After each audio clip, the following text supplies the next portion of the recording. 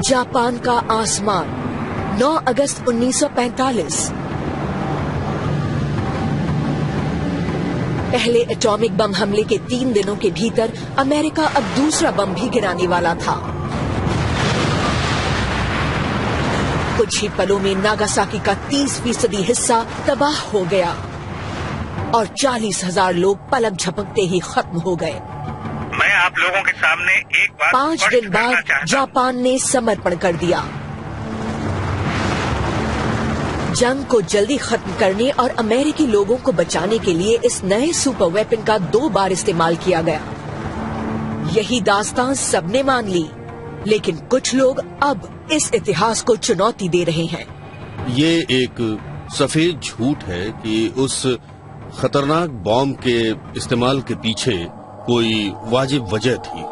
ये एक मिथ है। मध्य प्रशांत,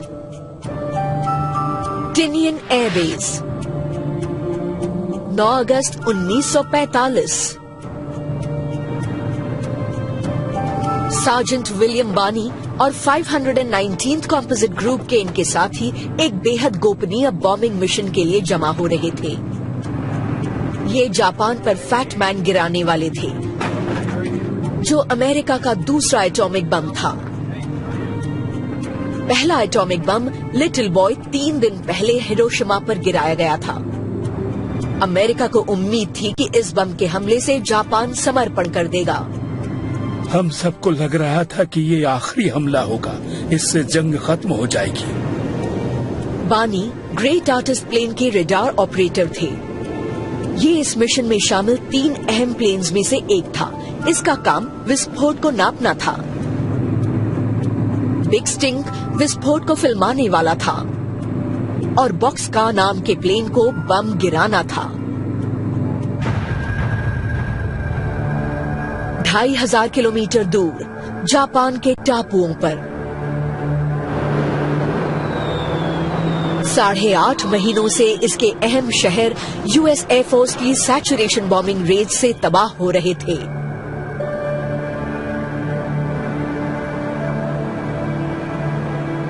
सकुई शिमोहिरा के परिवार की तरह पूरे जापान में लोग अगले हमले के खौफ में जी रहे थे। हम अक्सर एयर रेड शेल्टर में ही सोते थे, लेकिन काफी समय बाद 8 अगस्त की रात को पहली बार हम अपने घर में बड़े इत्मीनान से सोए थे। रात 2:49।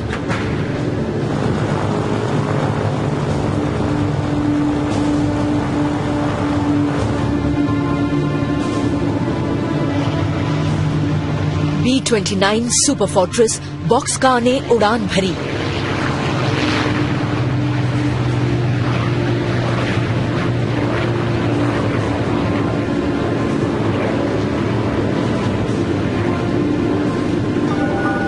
इसके पायलट मेजर स्वीनी इस मिशन के लीडर थे। बम्बार्डियर बीहन पर बम गिराने का जिम्मा था। प्लेन की पिछली सीट पर नेविगेटर जिम वैन पेल्ट बैठे थे और कमांडर एशवर्थ भी थे, जिन्हें इस बम के काम करने के तरीके की सबसे ज्यादा जानकारी थी। क्रू 5 घंटे की उड़ान के लिए सुकून से बैठ गया। पहले इन्हें याकुशिमा टापू के ऊपर एकजुट होना था और फिर ये एक कॉन्वॉय के तौर पर अपने टारगेट तक जाने वाले थे, यानी कोकुरा शहर।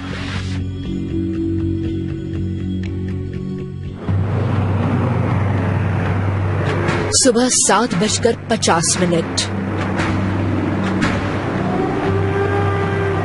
एक अमेरिकी प्लेन सकुई के घर के ऊपर से गुजरा। बेटा जल्दी उठो, जल्दी उठो, तुम्हें अभी एयर रेड शेल्टर में जाना है और जब तक मैं न कहूँ वहाँ से निकलना भी मत, ठीक है? मेरी माँ ने हम सबको तुरंत जगाकर कहा कि जल्दी से एयर रेड शेल्टर में जाओ, हम पर बम गिर सकता है। उन्होंने कहा कि किसी भी हाल में शेल्टर से मत निकलना और घर भी मत आना।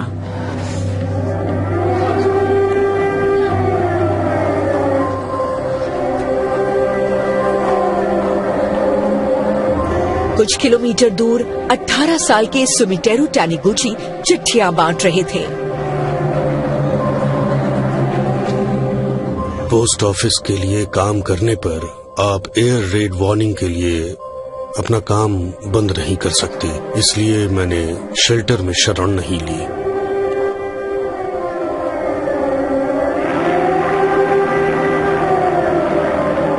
ये बॉम्बर नहीं बल्कि मौसम की जांच कर रहा एक टोही विमान था, इसलिए एयर रेड वार्निंग खत्म कर दी गई और लोग शेल्टर्स से बाहर निकलने लगे। लेकिन सकुई की घबराई हुई मां ने उन्हें और उनकी बहन को वहीं रहने को कहा।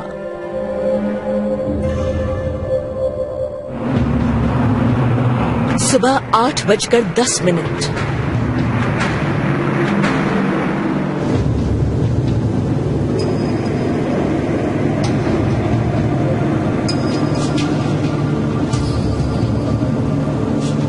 प्लेन बॉक्सका याकुशिमा आइलैंड पर पहुंचा।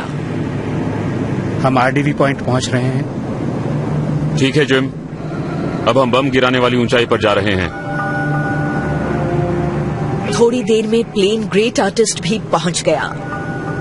हमारे वहां पहुंचने तक बॉक्स कार वहां पहुंच चुका था। उस समय तक तीसरा प्लेन नहीं आया था।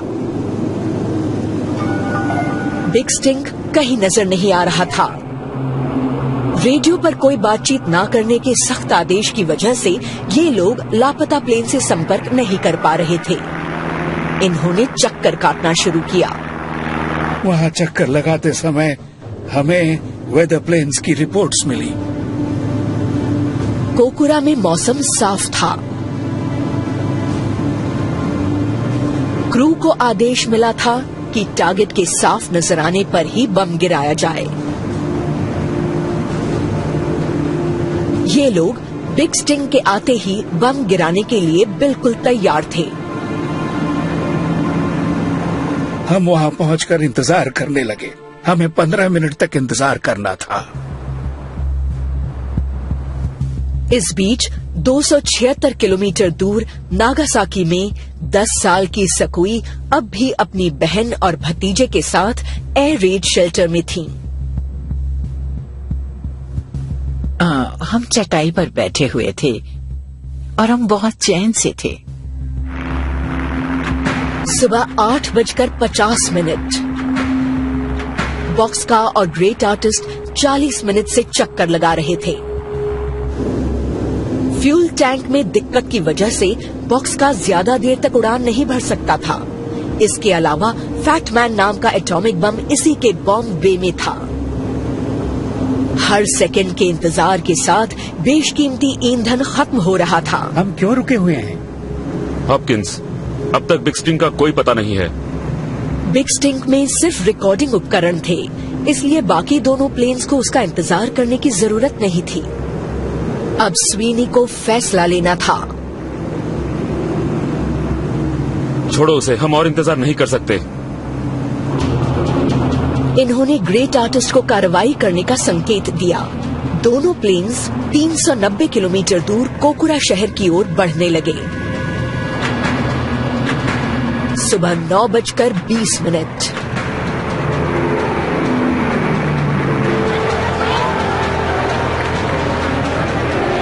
दोनों प्लेन्स शहर के पास पहुंचे।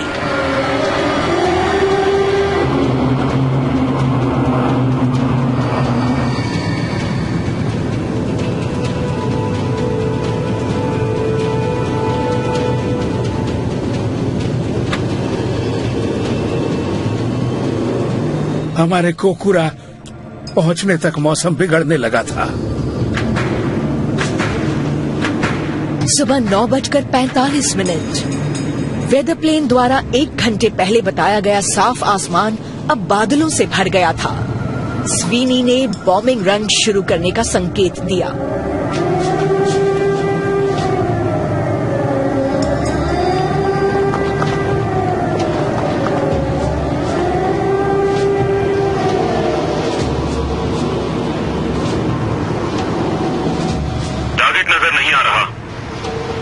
हमने 3 चक्कर काटे, लेकिन हमें शहर नजर नहीं आ रहा था।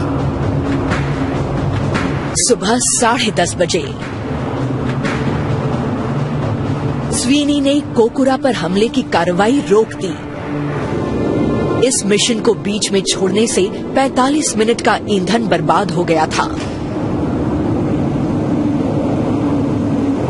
जिम, हमें सेकेंडरी टारगेट नागासाकी ले चलो। 156 किलोमीटर दूर नागासाकी शहर में ही सकोई और सुमिटेरू रहते थे। कितना ईंधन बचा है? सिर्फ 1500 गैलन सर।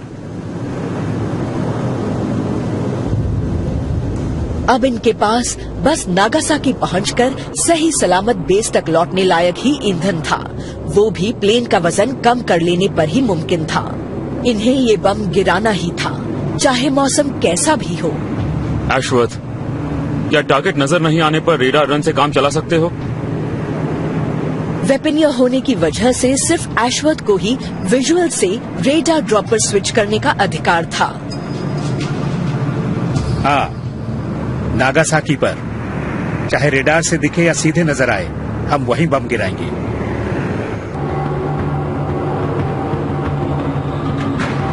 सुबह 10:56 बॉक्सका और ग्रेट आर्टिस्ट नागासाकी के आसमान पर पहुंचे। जापानियों ने इन बॉम्बर्स को देख लिया, लेकिन गलती से इन्हें अमेरिकी वेदर प्लेन्स समझ लिया। कोई अलार्म नहीं बजाया गया और शहर के 2,70,000 लोग सामान्य कामकाज में लगे रहे। स्वीनी ने रेडार गाइडेड बॉम्बिंग रन शुरू करने का संकेत दिया।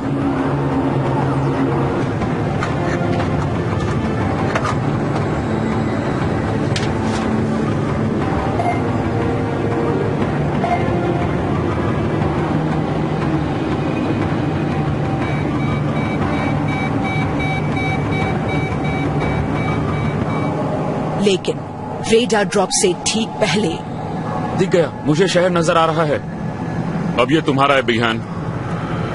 क्रू फिर से विजुअल बॉम्बिंग पर आ गया।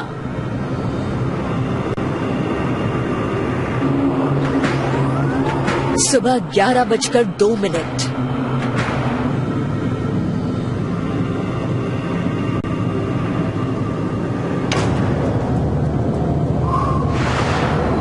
28,900 फुट की ऊंचाई से फैटमैन को गिरा दिया गया।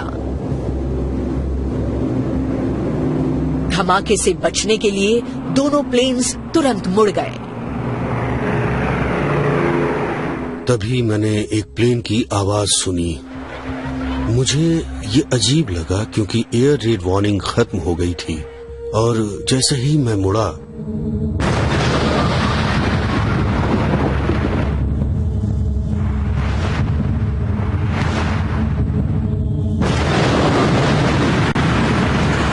बाईस किलो टन TNT की ताकत वाले फैटमैन के विस्फोट से पैदा हुई 4000 डिग्री सेल्सियस से ज्यादा की गर्मी और 1000 किलोमीटर प्रति घंटे की रफ्तार वाली हवा ने पूरे शहर को चपेट में ले लिया।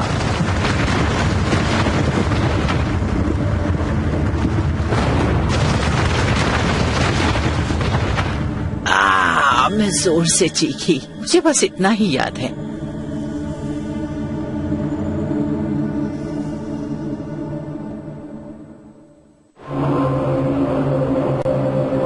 ग्रेट आर्टिस्ट ने धमाके के तुरंत बाद पड़े असर को रिकॉर्ड करने के लिए नागासाकी का चक्कर लगाया। हम सब उठकर खिड़की से बाहर देखने लगे और हमने वो नजारा देखा। मशरूम जैसे बादल लगातार उठ रहे थे। उसके निचले हिस्से में धुआं भरा हुआ था।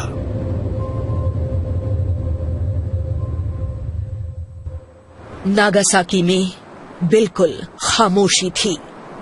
शहर का 6.7 वर्ग किलोमीटर का हिस्सा मलबे में तब्दील हो चुका था। 40,000 से ज्यादा स्त्री, पुरुष और बच्चे विस्फोट की गर्मी से भाप बनकर उड़ गए थे। अन्य 70,000 लोग जख्मी हुए थे। मैंने उठकर चारों तरफ देखा। मैं जहां से भी गुजरा सभी मकान तबाह हो गए थे। सिर्फ वो घर बचा था जिसमें मैंने अंतिम चिट्ठी दी थी।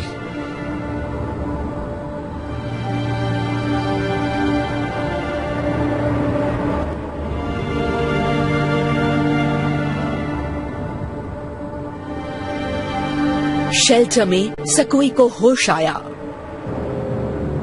उस सुरंग में ऐसे लोग भरे हुए थे जिनकी आंखें बाहर निकलकर नाक के बगल में लटकी हुई थी।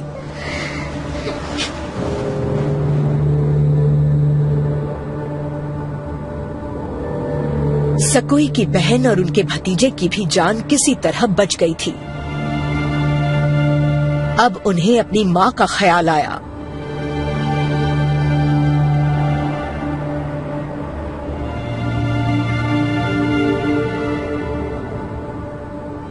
पूरे शहर में जली हुई लाशें बिखरी हुई थी। मैंने सोचा सोने की दांत वाली ये लाश मेरी मां की होगी, और रोते हुए मैंने उनका हाथ छुआ, लेकिन उन्हें छूते ही उनकी लाश बिखर गई क्योंकि वो पूरी तरह राख हो चुकी थी।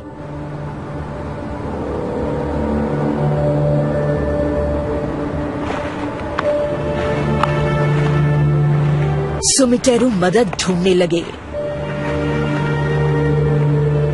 आगे बढ़ते हुए इन्होंने देखा, मैंने अपने हाथों को देखा। मेरे बाएं हाथ की कोहनी से उंगलियों तक की त्वचा चीथड़ों की तरह लटक रही थी। मेरे हाथों पर कोई काली सी चीज चिपकी हुई थी।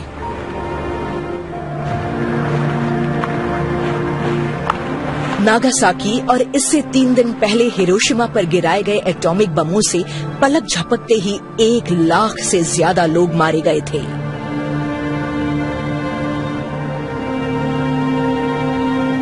इन हमलों से निकले रेडिएशन से इसके बाद के महीनों और सालों में और हजारों जापानी नागरिक मारे गए।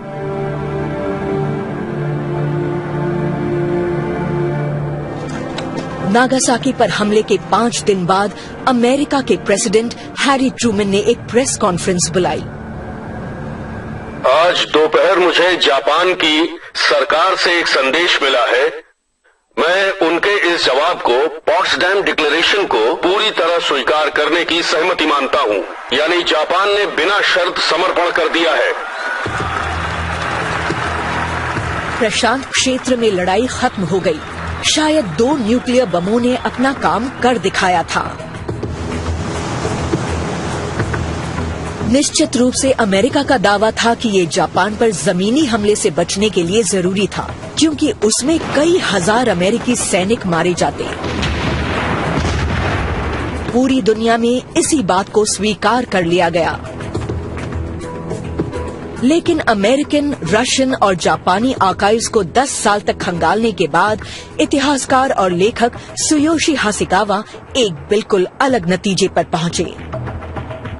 ये दलील कि इस खौफनाक बम का इस्तेमाल अमेरिकी जनता को बचाने के लिए किया गया था, एक सफेद झूठ है।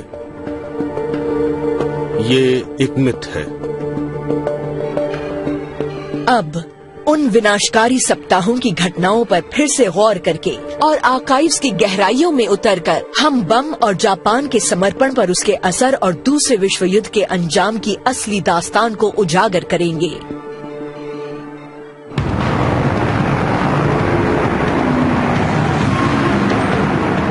दिसंबर 1941 जापान ने पर्ल हार्बर में अमेरिकी बेड़े पर अचानक हमला कर दिया।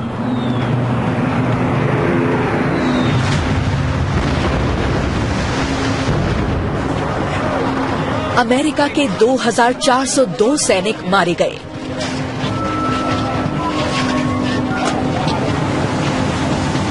ये उस जंग की शुरुआत थी जो प्रशांत क्षेत्र में अगले 4 साल तक तबाही मचाता रहा।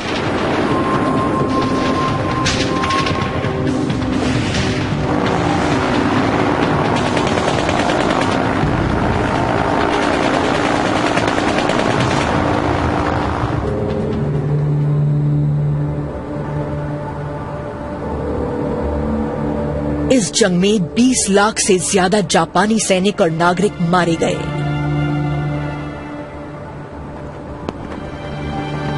और कम से कम 1 लाख अमेरिकी सैनिक। अमेरिका इस जंग को जल्दी से जल्दी खत्म करना चाहता था।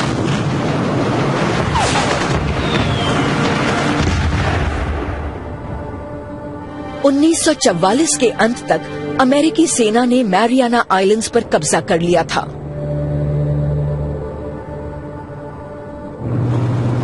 इससे इन्हें जापान की मुख्य भूमि पर बमबारी करने लायक दूरी पर रनवेज मिल गए थे। अब ये दुश्मन के औद्योगिक केंद्रों और घनी आबादी वाले शहरों पर जबरदस्त हवाई हमला करने लगे। ऐसे लगभग 60 शहर बिल्कुल तबाह हो गए।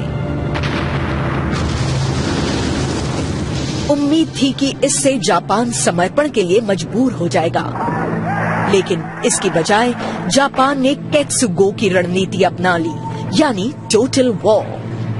ये केत्सुगो एक खौफनाक ऑपरेशन था, क्योंकि इसमें हर सैनिक और हर नागरिक को कामिकाजे यानी आत्मघाती योद्धा बना दिया जाना था। वो इसके जरिए अमेरिका को इतना नुकसान पहुंचाना चाहते थे कि उसका हौसला टूट जाए। अमेरिका के मिलिट्री लीडर्स जानते थे कि अमेरिका की अगुवाई में किसी भी जमीनी हमले के दौरान केत्सुगो की वजह से बहुत बड़ी तादाद में सैनिक मारे जाएंगे, इसलिए इन्होंने बम का इस्तेमाल करने का फैसला किया। कई वर्षों तक अमेरिकन को इस मुगालते में रखा गया कि उस समय विकल्प बम और जमीनी हमले में से एक को चुनने का था,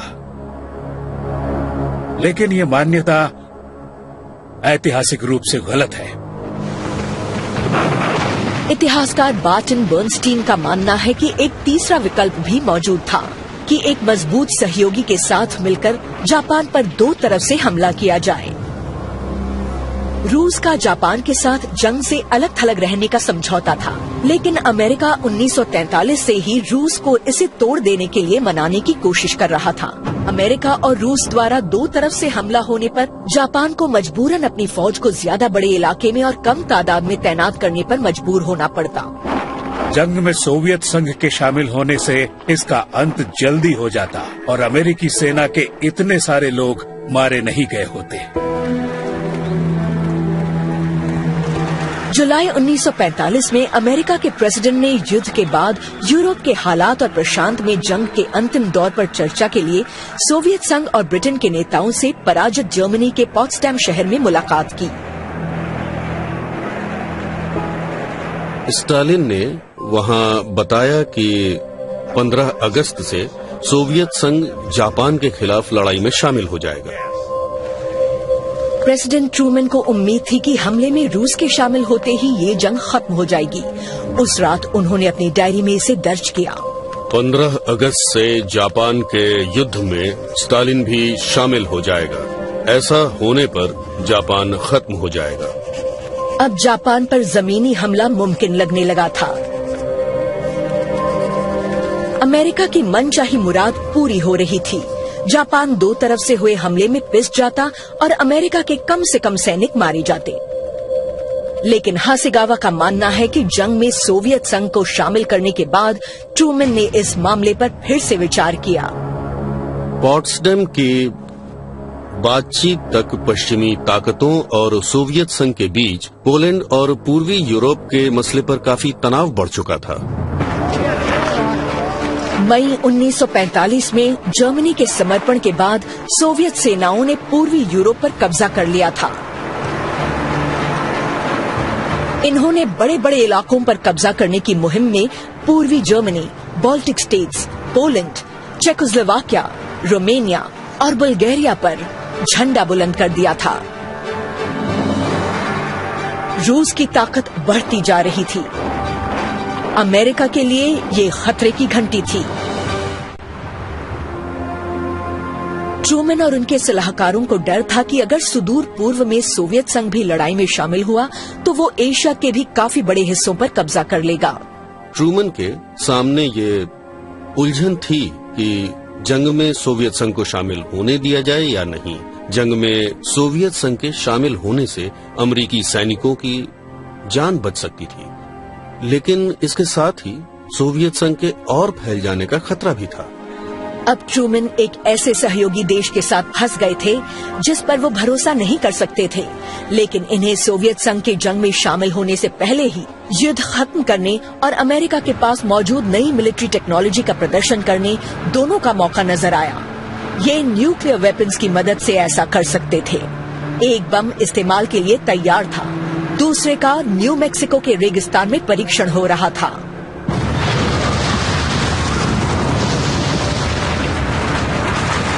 इक्कीस जुलाई को ट्रूमैन को टेस्ट की रिपोर्ट मिली।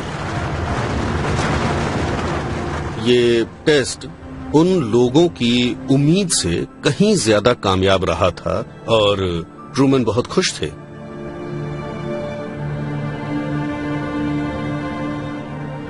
एटॉमिक बम की मदद से ये सोवियत संघ से सहायता लिए बिना ही जंग खत्म कर सकते थे। लेकिन इसके लिए अमेरिका को 15 अगस्त से पहले ही बम गिराना था, क्योंकि सोवियत संघ ने उस दिन से जंग में शामिल होने की घोषणा की थी। ट्रूमैन ने अपने सलाहकारों से तुरंत पॉट्सडैम डिक्लेरेशन जारी करने को कहा, जिसमें जापान को तुरंत बिना शर्त समर्पण करने या पूरी तबाही झेलने की चेतावनी दी गई थी।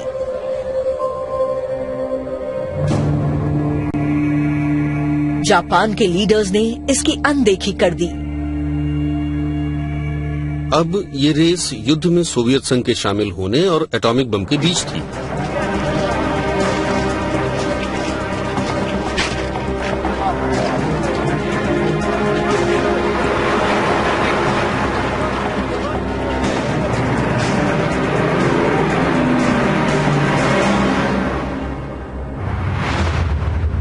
अगस्त 1945 को अमेरिका ने हिरोशिमा पर अपना पहला एटॉमिक बम लिटिल बॉय गिरा दिया, जबकि रेड आर्मी मंचूरिया की सरहद पर अपने सैनिक जमा कर रही थी। स्टालिन को ये जानकर जबरदस्त झटका लगा था कि अमेरिका ने इतनी जल्दी एक एटॉमिक बम का इस्तेमाल कर लिया था। उन्हें लगा कि एटॉमिक बम से जापान समर्पण करने पर मजबूर हो जाएगा और सारा खेल खत्म हो जाएगा।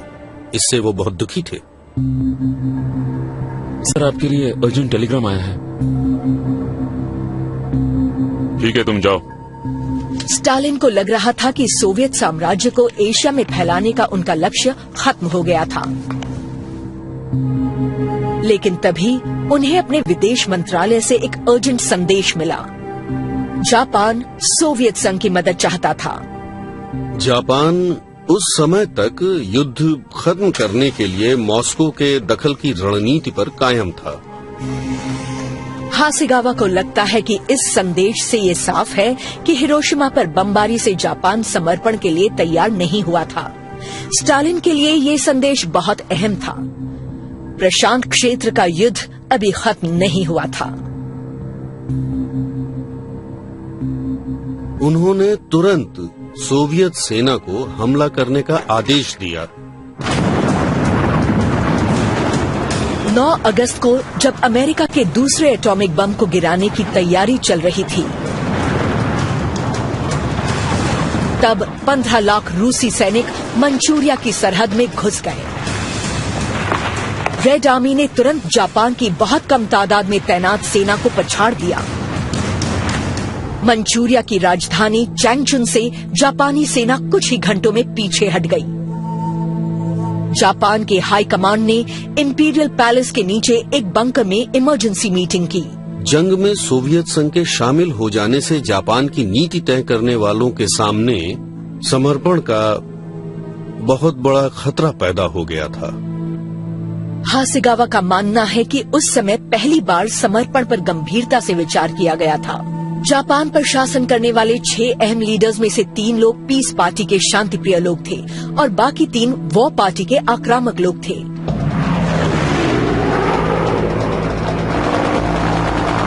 अपनी नेवी की बर्बादी, अपने एयरफोर्स की तबाही, थल सेना के हजारों सैनिकों की मौत और फायर बॉम्बिंग और हिरोशिमा बम की चपेट में आकर लाखों नागरिकों के मारे जाने के बावजूद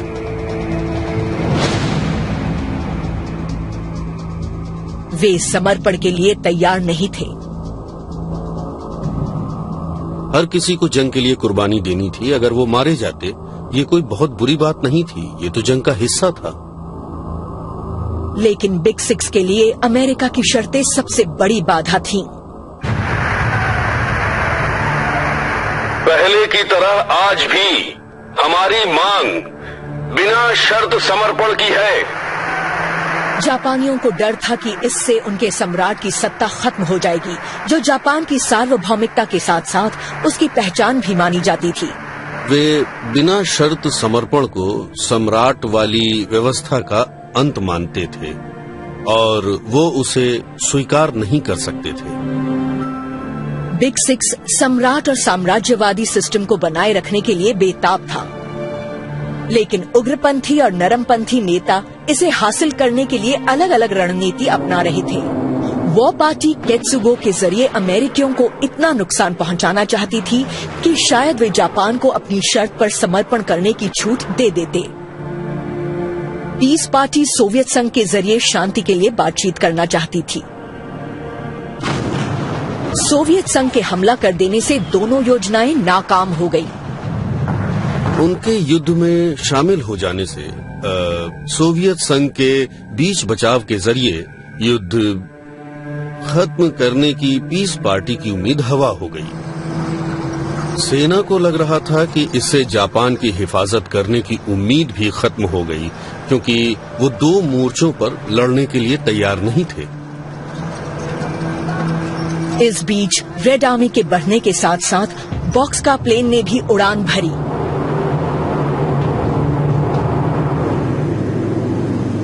दूसरा न्यूक्लियर हमला शुरू हो गया था। टोक्यो में वो पार्टी अब भी मानने को तैयार नहीं थी। इन्होंने बड़ी मुश्किल से स्वीकार किया कि अब समर्पण से बचना नामुमकिन होगा, लेकिन ये बिना शर्त नहीं हो सकता था। पीस पार्टी को लग रहा था कि शर्तें सामने रखने से जंग जारी रह सकती थी, क्योंकि अमेरिका कभी उसे स्वीकार नहीं करने वाला था। सुबह 10:56 बॉक्सका और ग्रेट आर्टिस्ट प्लेन्स नागासाकी पहुंच गए। इन्होंने एक बॉम्बिंग रन शुरू की। इंपीरियल बंकर में इस समय भी बातचीत जारी थी। दिख गया, मैं शहर को देख सकता हूँ। अब ये तुम्हारा है विहान। वॉ और पीस पार्टी के बीच बहस तेज हो गई।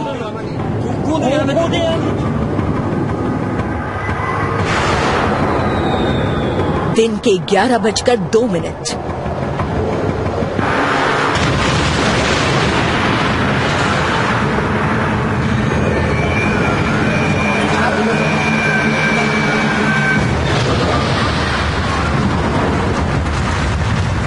नागासाकी के सेंटर से 3.2 किलोमीटर के फासले पर फैटमैन नाम का एटॉमिक बम फटा।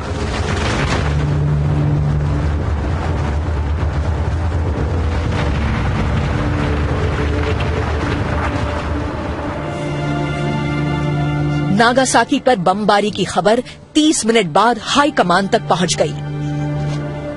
इससे बातचीत पर कोई फर्क नहीं पड़ा, इसका कोई असर नहीं हुआ। समर्पण की शर्तों पर दोनों पार्टियों में असहमति बनी रही। मीटिंग स्थगित हो गई। ऐसा लग रहा था कि वॉ पार्टी एक बार फिर समर्पण को स्थगित करने में कामयाब रही थी।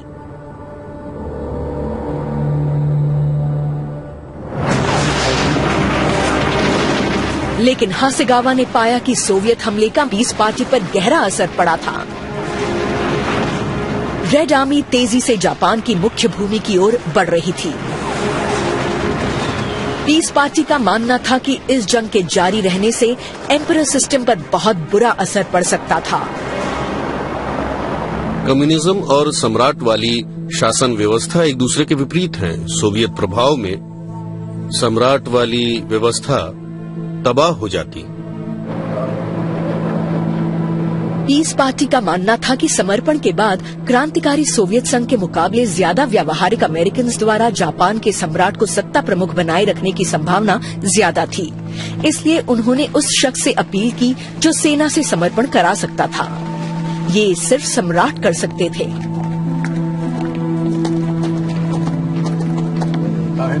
लेकिन उन्हें राजी करना आसान नहीं था। ये जापान के सैनिक अभियान के प्रतीकात्मक प्रमुख थे। जापानी सैनिकों को सिखाया गया था कि उनका कर्तव्य जापानी सम्राट के लिए लड़ना है। उन्हें मरने तक लड़ना है, न कि सफेद झंडा उठाकर समर्पण करना है। अब अगर सम्राट समर्पण के पक्ष में बात करते तो उन्हें जोरदार झटका लगता।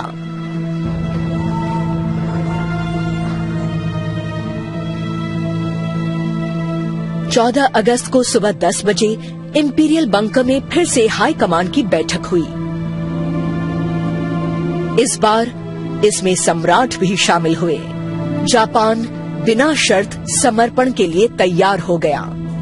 मैं आप लोगों को बताना चाहता हूं कि मैंने पॉट्सडैम डिक्लेरेशन को स्वीकार करने का फैसला किया है। ये वॉर पार्टी के लिए एक बड़ा झटका था। पारंपरिक रूप से सम्राट हमेशा अपनी वफादार सेना का पक्ष लेते थे। सम्राट को लगा कि सेना की बात मानकर जंग जारी रखने से उनकी सत्ता खत्म हो जाएगी। मैं आप लोगों के सामने एक बात स्पष्ट करना चाहता 15 हूँ। अगस्त 1945 को सम्राट हिरोहितो ने अपनी जनता के सामने अपने फैसले की घोषणा की। सहमत होंगे। हर किसी की पुरजोर कोशिश के बावजूद हमने नहीं झेली जा सकने वाली बातों को झेलकर और असहनीय को भी सहकर आने वाली पीढ़ियों के लिए शांति का रास्ता तैयार करने का फैसला लिया है। हासेगावा का मानना है कि जापान ने एटॉमिक बम के खौफ से नहीं बल्कि सोवियत हमले से पैदा हुए खतरे की वजह से समर्पण किया था। युद्ध में सोवियत संघ के आ जाने से सम्राट को एहसास हो गया था कि इस युद्ध को जारी रखना कितना खतरनाक था। बार्टन बर्नस्टीन को लगता है कि सोवियत हमले के बाद नागासाकी पर दूसरे एटॉमिक बम का गिराया जाना एक दुखद और पूरी तरह बेकार कार्रवाई थी। नागासाकी बम से जापान को समर्पण करने के लिए मजबूर करने पर कोई असर नहीं पड़ा और इसलिए दूसरे बम का गिराया जाना बेमानी था, जिसमें 60 से 70 हजार लोग मारे गए। हमले से 19 दिन पहले नागासाकी अमेरिका की जानलेवा फायर बॉम्बिंग से बचा हुआ था। सकुई शिमोहिरो अपनी बहन के साथ आराम से सो रही थी। इस बीच प्रेसिडेंट ट्रूमन को रिपोर्ट मिली कि अमेरिका के पास कारगर एटॉमिक हथियार थे।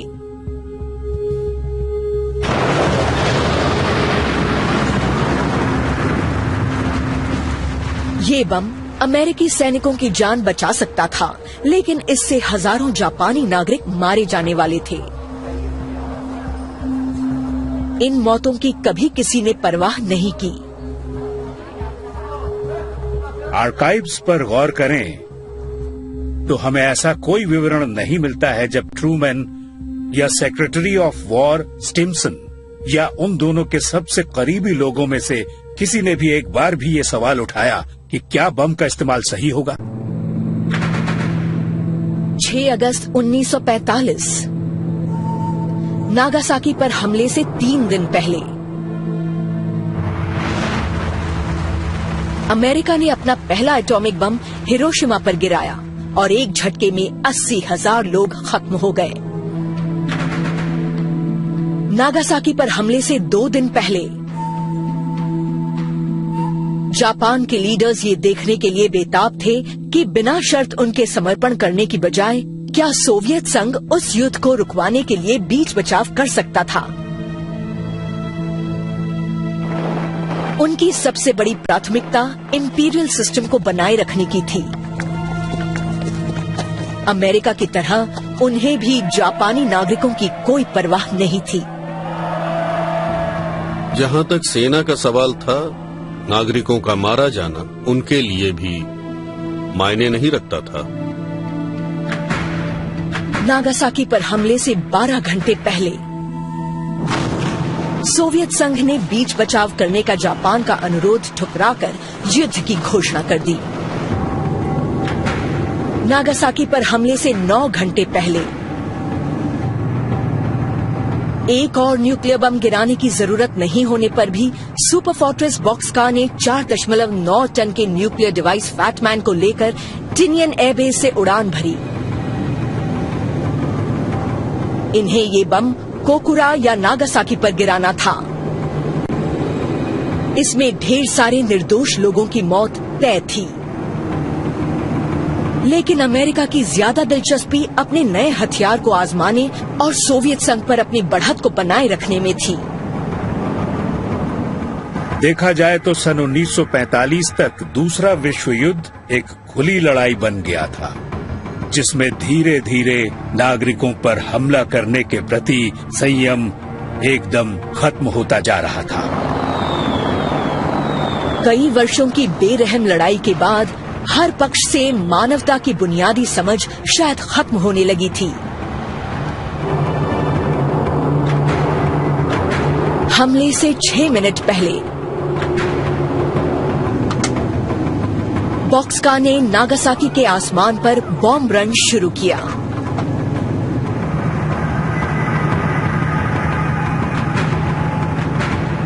एटॉमिक बम फैटमैन को गिरा दिया गया। 43 सेकंड बाद 11:02 पर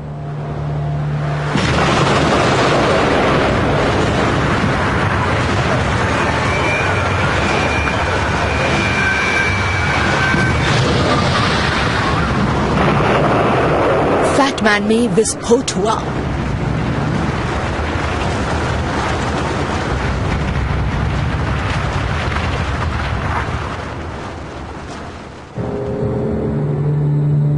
कुछ ही पलों में 40,000 लोग मारे गए।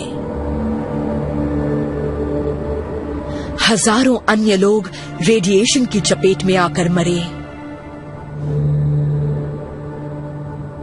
लेकिन इस हमले को झेलकर बचे सकुई और सुमिटेरू के लिए ये नर्क जैसी जिंदगी थी। जल्दी ही लोग हमसे भेदभाव करने लगे। कहते थे कि तुम लोग गंदे हो, हमारे पास मत आओ। मैं 2-3 बार रेल की पटरियों पर खड़ी हुई, लेकिन हर बार वापस लौट गई। मुझे लगता था कि अकेला होने पर भी मुझे जीना होगा। अगर मैं यहाँ मर गई तो सबकी कब्रों पर फूल चढ़ाने के लिए कोई भी नहीं बचेगा। मेरे जैसा और कोई नहीं है। कोई भी सीधे बम की चपेट में आकर इतना कुछ झेल कर नहीं बचा। मैंने 3 साल 7 महीने का वक्त हॉस्पिटल में बिताया।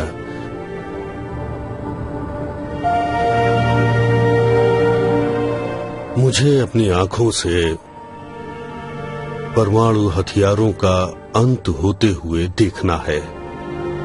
मुझे तब तक जिंदा रहना होगा।